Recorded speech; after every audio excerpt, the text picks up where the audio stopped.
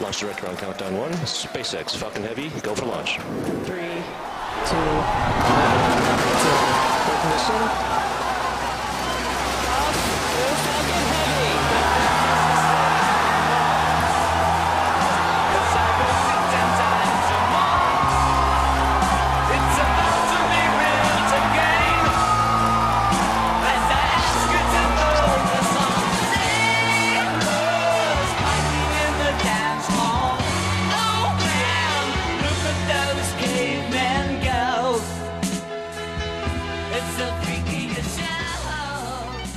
Good morning, Hurricanes. I'm Lila Vargas. And I'm Sarah Davidson, filling in for Thomas. Thank you for joining us today. SpaceX's Falcon Heavy launched on February 6th, carrying founder Elon Musk's Tesla Roadster. The Tesla is going to be orbiting Earth until it gets slingshotted to Mars. The car will then be orbiting the Sun for the next several thousand years. This past Thursday, Cain FFA students competed with their livestock. Here's a quick preview of how it went. Hi, my name is Sasha Dovzak, and we are here with CainLive at the Klein Multipurpose Center for the 49th Annual Livestock and Project FFA Show.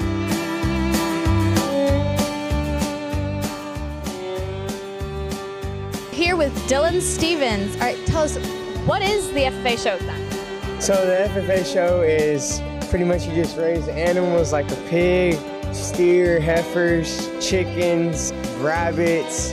You raise them to show and then make money off of what you sell. The money can either go to next year's animal, college, or just anything. And here we are with Shelby Smith and her rabbits. Tell us, how is it like raising rabbits? Taking care of animals is a lot of work, especially if you have multiple of them. It takes a lot of time and effort to feed them every day, you have to train them. So it just gives you more of like the responsibility.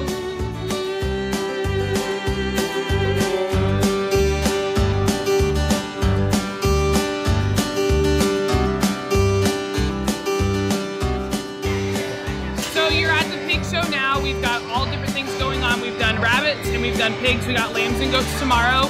This is real passionate to me. I actually grew up in the Klein ISD system. I graduated from Klein Forest. This is my 11th year, and so far Cain has represented us tremendously well. I could not be more proud. Ashley Johnson, who has the biggest pig at Cain, I hear? Yes, 300 pounds even. So what was it like raising a pig? It was really fun, but a lot of work. They're really stubborn, so when we're trying to walk them, they might, eat or root or try to fight another pig. So it's just constant hard work, and they're really sweet. They're just like giant dogs, and so they're great companions. We are here with Jackson Shanti. Basically, the judges are looking if the pig can keep its head up, if he can walk. It's looking at the muscles and make sure they have good stamina too, so they can stay out there for longer, because some of them were getting overheated, laying down. That's not good. Here we are with Chloe Brown, who has a pig in Class 3 that she's about to show. How are you feeling? Pretty nervous, honestly.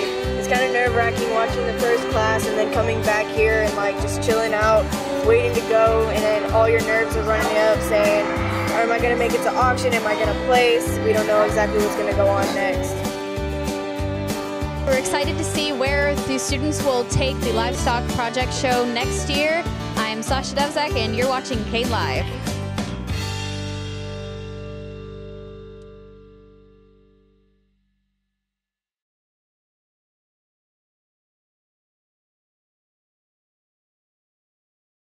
Sophomores interested in taking the ASVAB test, it will be given here at Cain on March 6th.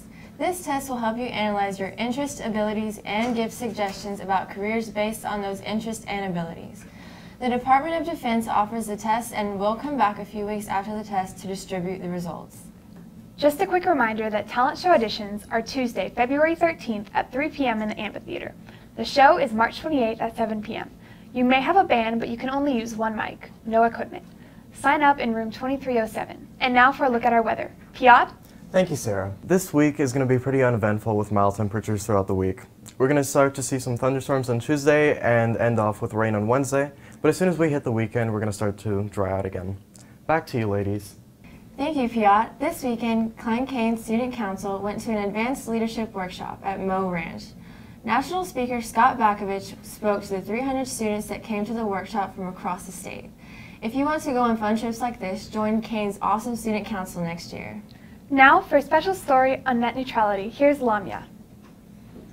On December 14, 2017, the FCC's Republican majority approved Chairman Ajit Pai's plan to gut the net neutrality protections.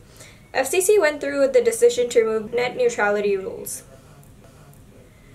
Hi, my name is Lamia Dollar, and today we're asking some students and teachers on their thoughts on net neutrality.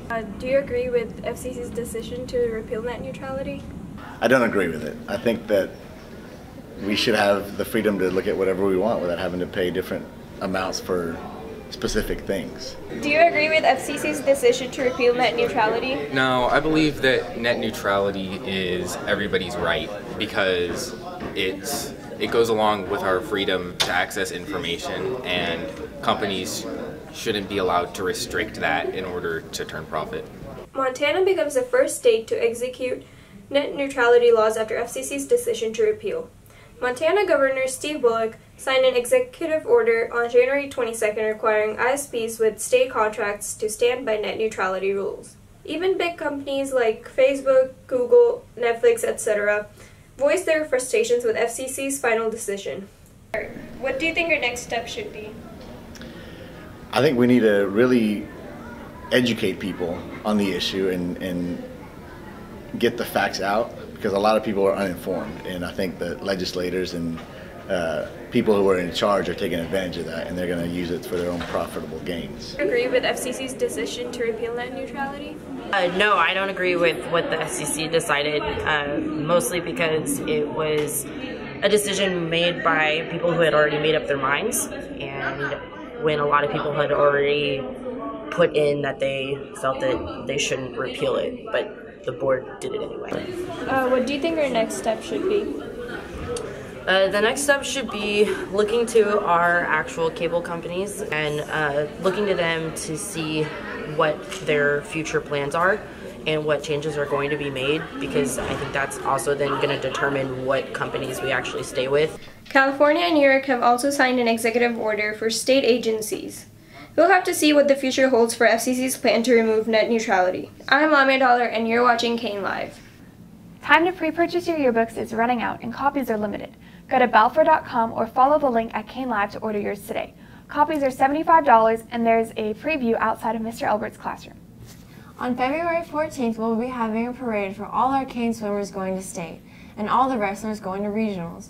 We will also be having a pep rally on February 16th to get everyone pumped up for spring athletics. Now for a look at our sports. Naya? Last Monday, Cain baseball played their first game against Katy Paytown. Sophomore won 9-0 and JV won 13-1. Also last Tuesday, girls basketball played their last game against Klein Oak. Freshmen won 37-20 and JV won 33-29. For a final win last Wednesday, the A-team boys soccer won their game against Klein Collins 4-3.